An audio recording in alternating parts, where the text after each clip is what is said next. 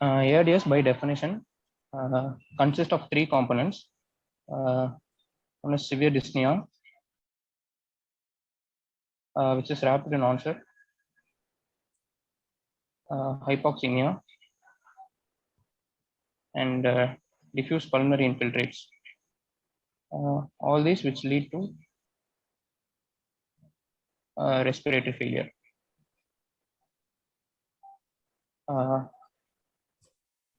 As discussed in the previous pulmonary edema class, pulmonary edema, which is due to increased hydrostatic pressure, is cardiogenic pulmonary edema, and all other causes of pulmonary edema, which is increased capillary permeability.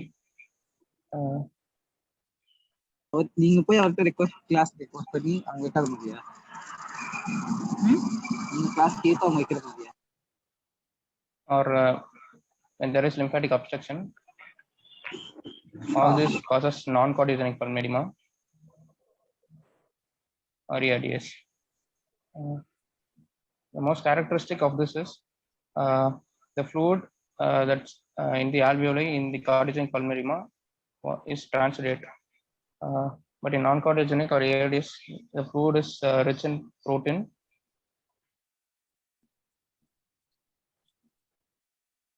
and exudated.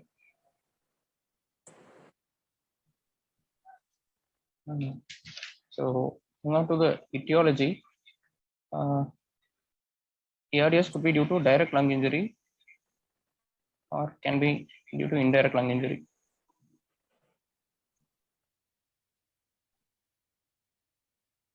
The direct lung injury includes pneumonia, aspiration of gastric contents, toxic fume inhalation, near drowning,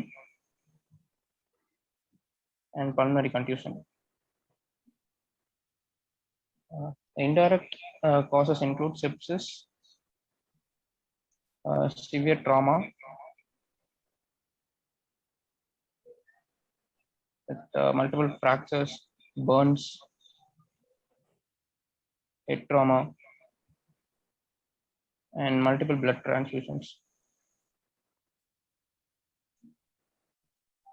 Of this, pneumonia and sepsis contribute major chunk, about 60% of all incidents of ARDS. As you can see, like the most common etiology or infection, inflammation, and direct lung injury.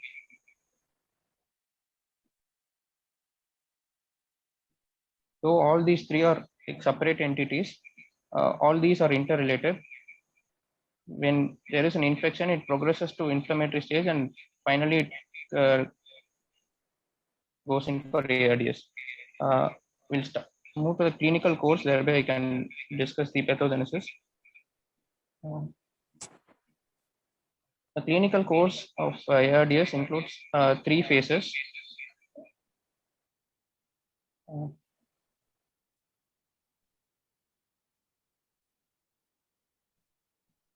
Exudative, proliferative, and fibrotic.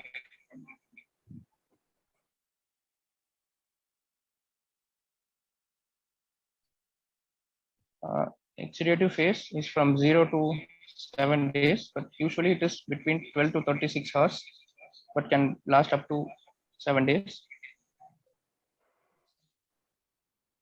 The exudative phase, it starts with this is an alveoli, this is the capillary, and this is the interstitium. There is injury to the capillary endothelial cells as well as the type 1 pneumocytes. Both these are injured, causing altering the alveolar barrier, thereby causing transfer of fluid from the capillary into the alveoli. This fluid, as previously said, is rich in protein. This rich protein fluid attracts. Arvind. Ma'am. ஒண்ணும் இல்ல, நம்ம குரூப்ல யாரும் unmute பண்ணாம இருக்காங்க. நீ பேசுறது திரும்ப எப்போ அடிக்குது, யாருன்னு பார்த்துட்டு கொஞ்சம் மியூட் பண்ணிடு. பாக்குறேன் ma'am.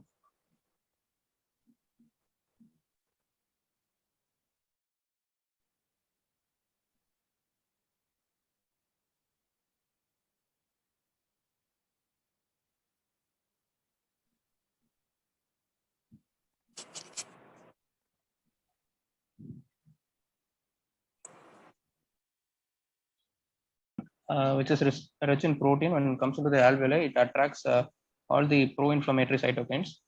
These pro-inflammatory cytokines include IL-1, IL-8, TNF alpha, and leukotriene B4.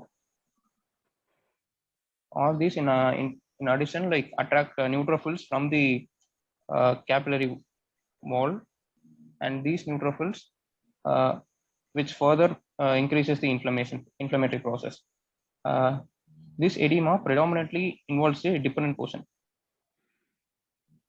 so thereby decreasing the gas exchange and causing hypoxemia. So at this stage, the patient presents only with dyspnea. Further, there is aggregation of condensed plasma proteins from the capillary into the alveoli, and cellular debris and other dysfunction plasma proteins, which all together aggregate as hyaline holes. These accumulate both in the alveoli and in the pulmonary capillaries. Once this aggregates in the pulmonary capillaries, there is microvascular occlusion of the pulmonary capillaries, causing decreased blood flow even to the non-dependent areas or the normally aerated lungs.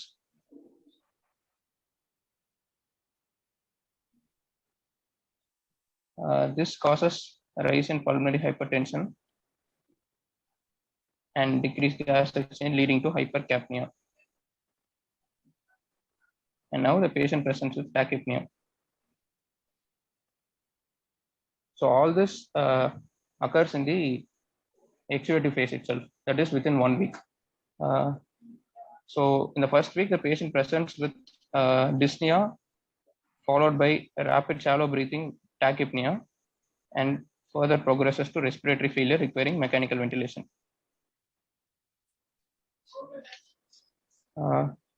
In the first week, that is during the exudative phase, the lab investigations are very non-specific, except ABG, which can show hypoxia at the early stages and hypercapnia with respiratory acidosis at later stages. Also, chest X-ray can show bilateral diffuse opacities, which is very consistent with pulmonary edema. So it is very important to rule out alternative diagnosis, including like other causes of pulmonary edema like cardiogenic pulmonary edema and even bilateral pneumonia, diffuse alveolar hemorrhage, other pneumonitis like interstitial pneumonitis and hypersensitive pneumonitis. So it is important to diagnose ARDS at this point of time. So here comes diagnostic criteria, which is first devised in 1994, which is American European Consensus Clinical Criteria for ARDS. It introduced two terminologies. One is ALI and the other is ARDS. It was defined as the onset should be acute in both. Chest X-ray should have bilateral diffuse opacities.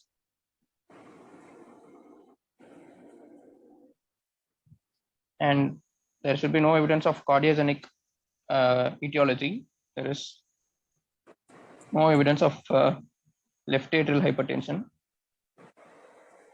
The only differentiating features between acute lung injury and ARDS is PaO2 by FaO2 of less than or equal to 300 or less than or equal to 200 in ARDS. But this criteria had 4 major limitations. The first one is the time period. It was defined as acute, but no significant time period was given. And then a PaO2 and FiO2 range was defined as less than 300 and less than 200 without any intervention to PEEP. If the patient had been kept in a very low PEEP, even normal patients would have a PaO2 less than 200. So that was the second limitation. And third, the chest X-ray opacities was not defined. Like it could include pleural effusions, nodules, as such, but that was not included. And the fourth one was actually this also included a pulmonary capillary wedge pressure of less than 18, which was very inconsistent with the successive trials. So in 2012, we came up with another criteria called the Berlin ARDS criteria.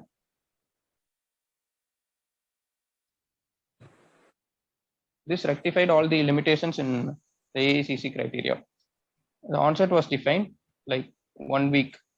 Within 1 week of the insult, the patient should become symptomatic, and chest X-ray findings should have diffuse bilateral opacities without any effusions or atelectasis or nodules. And the non-cardiac, there should be non-cardiac etiology. So we should rule out left atrial hypertension. And it also segregated ARDS into mild, moderate, and severe, depending on the PaO2 FiO2, which is less than 300, less than 200, and less than 100. At a PEEP of at least 5 centimeters of water. This is the criteria we follow now. And the next phase in ARDS is a proliferative phase.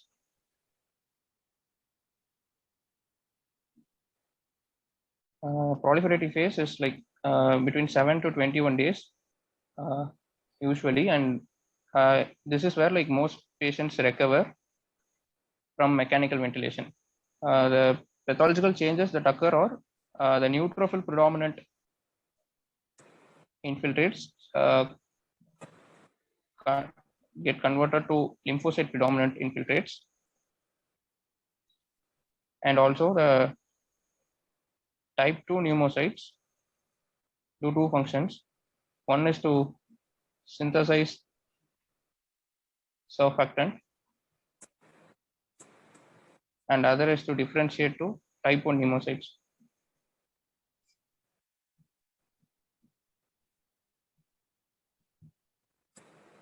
Thereby maintaining the alveolar capillary barrier. A few patients go in for early fibrosis and into the fibrotic phase. These patients require long-term O2 therapy or mechanical ventilation. The 3 extensive processes that occur in fibrotic phase are all the inflammatory processes that so far have occurred go in for extensive interstitial and alveolar fibrosis.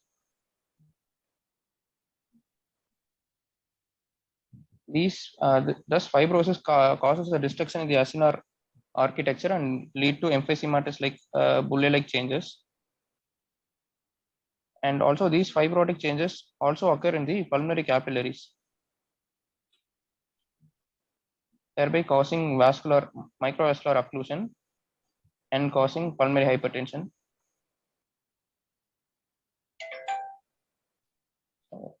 This is the clinical course of ARDS, and moving on to the management and investigations. As previously discussed, chest X-ray, which is 100% sensitive even in the exudative phase, but is very non-specific, demonstrates bilateral alveolar infiltrates. The one important thing with chest X-ray, it can be used to differentiate between cardiogenic pulmonary edema.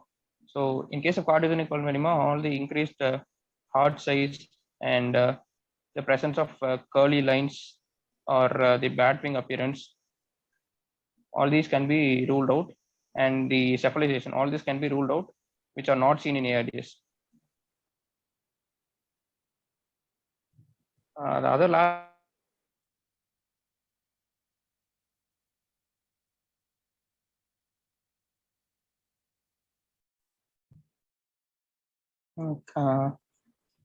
and moving on to like other investigations to rule out the cardiogenic cause of pulmonary edema, which include the cardiac enzymes to rule out cardiogenic edema due to ACS, and brain natriuretic peptide, which values more than 500 picogram, can is more likely of congestive heart failure, and echo to which can show any valvular lesions as well as LV systolic dysfunction and regional motion abnormality. Moving on to the management.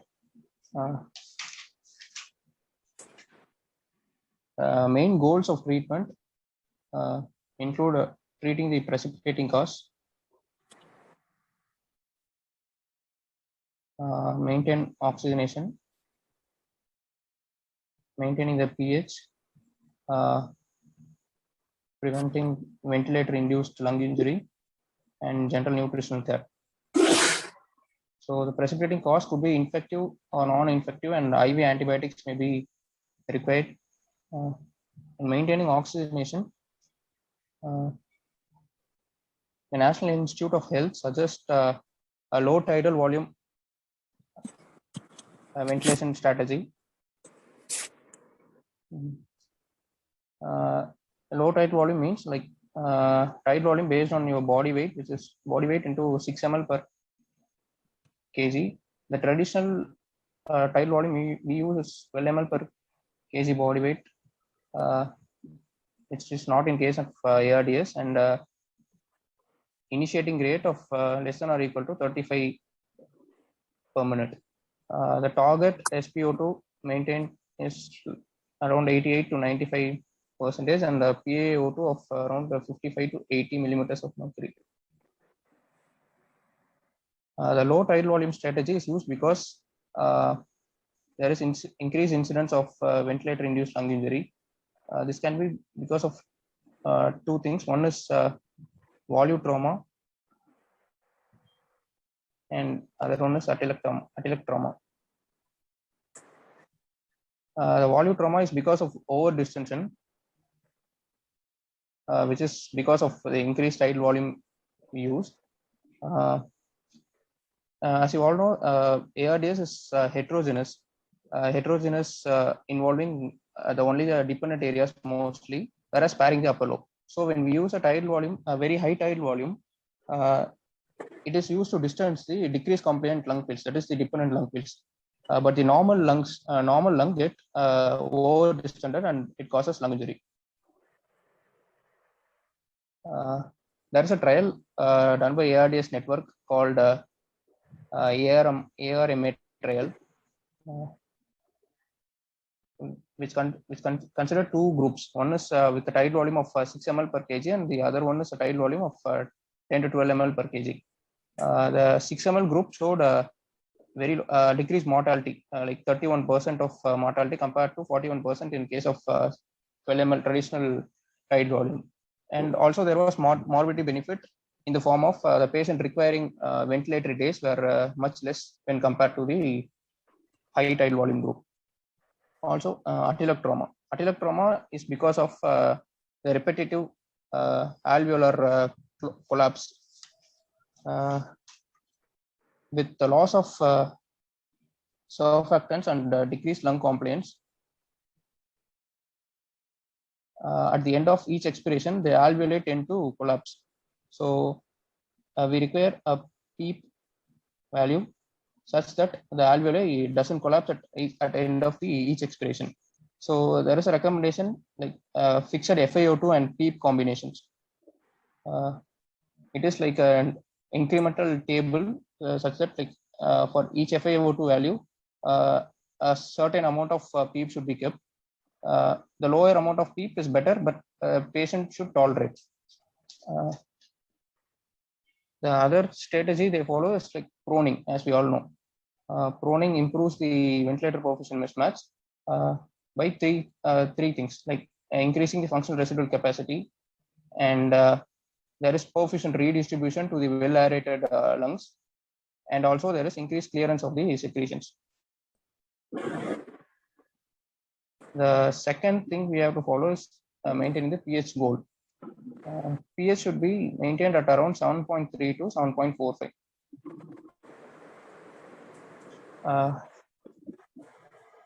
In case the pH is less than 7.3, we should consider increasing the respiratory rate so that there is CO2 washout, and up to 35 respiratory rate can be maintained. In case if you achieve, if you are giving the patient 35 respiratory rate and still pH of less than 7.3, then soda bicarb can be tried. The other ventilation strategies, which are salvage therapies, include extracorporeal membrane oxygenation and extracorporeal CO2 removal. Both of these have received only class C recommendation, so those have not proven to improve the mortality benefit. Moving on to the fluid management, increased left atrial filling pressure worsens pulmonary edema in ARDS, so decreasing the LAFP is advisable. So diuretics and restricting IV fluid use is advised. The only limitation is like hypoperfusion and hypotension, in which case both of this is contraindicated.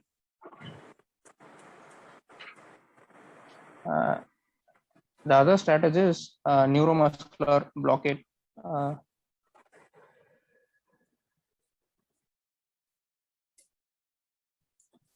This is done to achieve patient and ventilator synchrony, so that there is better tolerance for the patient. A few multicentric studies have shown better mortality benefit.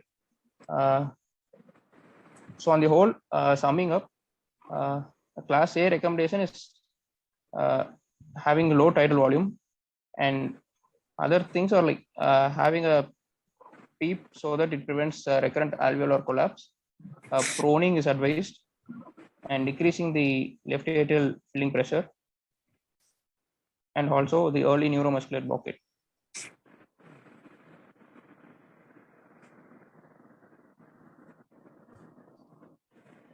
Prognosis is, varies with each patient, but few factors have shown very poor prognosis. That is old age more than 75. ARDS developed due to sepsis, associated with chronic liver disease and immunosuppression. And when there is direct lung injury, like a toxic fume inhalation and near drowning, all these have very poor prognosis. And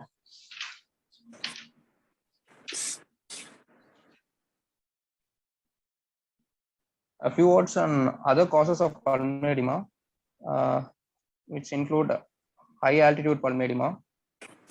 The usual presentation is like a young male with no comorbs, with a history of rapid ascent. The patient presents with mild acute mountain sickness like symptoms, which progresses to breathlessness. Patient has dry cough, which progresses to productive sputum, finally blood tinged sputum, with history of chest discomfort.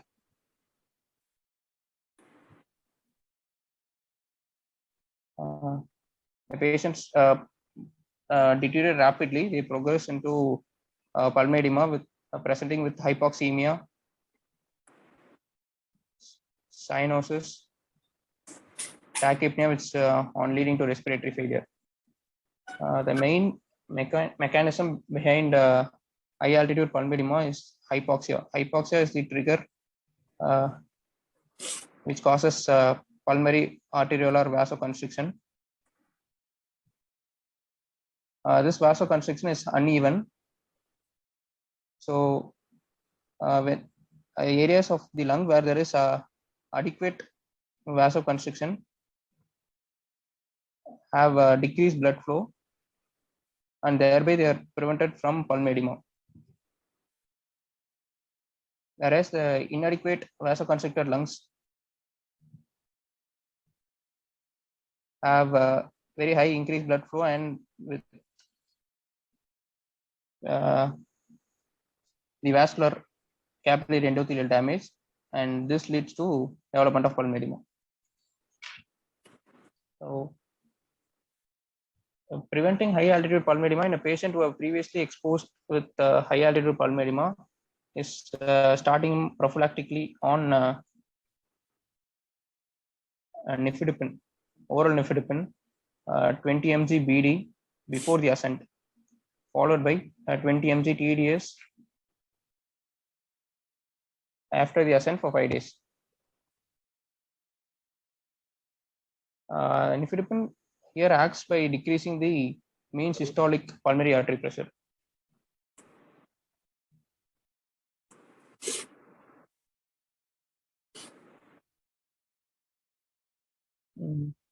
Treating a case of acute high altitude pulmonary edema,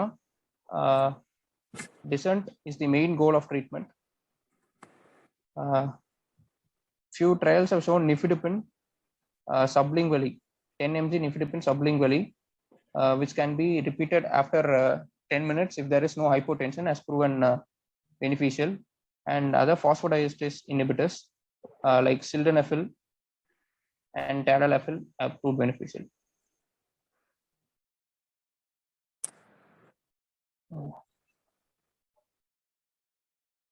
Other like neurogenic pulmonary edema,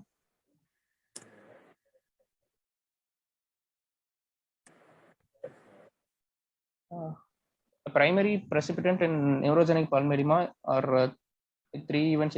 One is seizures, traumatic brain injury,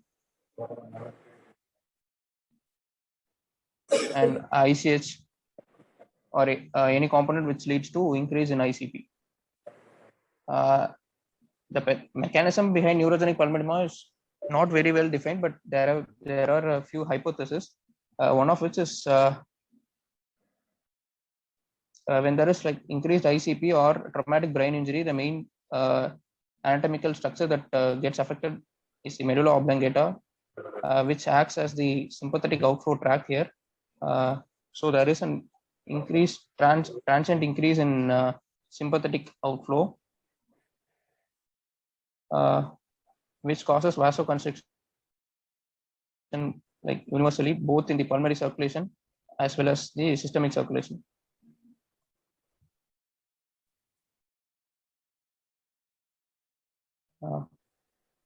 Pulmonary vasoconstriction causes increased capillary hydrostatic pressure, thereby causing pulmonary edema, as well as the systemic vasoconstriction causes increase in the afterload, thereby increasing the left atrial filling pressure and thereby causing pulmonary edema. The second hypothesis mentioned is increased capillary permeability because of damage to the capillary endothelium. This damage to capillary endothelium is caused by neuropeptide Y, that is secreted from the nerve terminal endings from the sympathetic nerves, which distracts the pulmonary vascular capillary endothelium and thereby promoting fluid into the alveolar space. The symptoms are similar to any other case of pulmonary edema. The patient presents with increased respiratory rate and bilateral crackles with bilateral opacities in chest X-ray and with a normal sized heart. The management is to treat the underlying cause and supportive care with mechanical ventilation as any other case of ARDS. The important difference in case of pulmonary managing pulmonary edema with behind a neurogenic cause is to be careful on the level of PEEP. To keep a high level of PEEP due to increased thoracic pressure, there will be decreased cerebral venous return.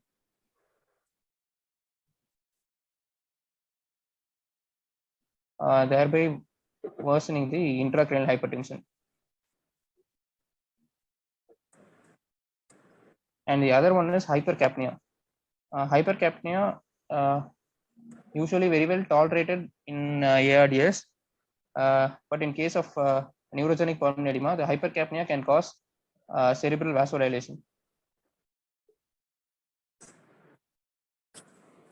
which further increases the cerebral blood flow, thereby raising the ICP and worsening the symptoms.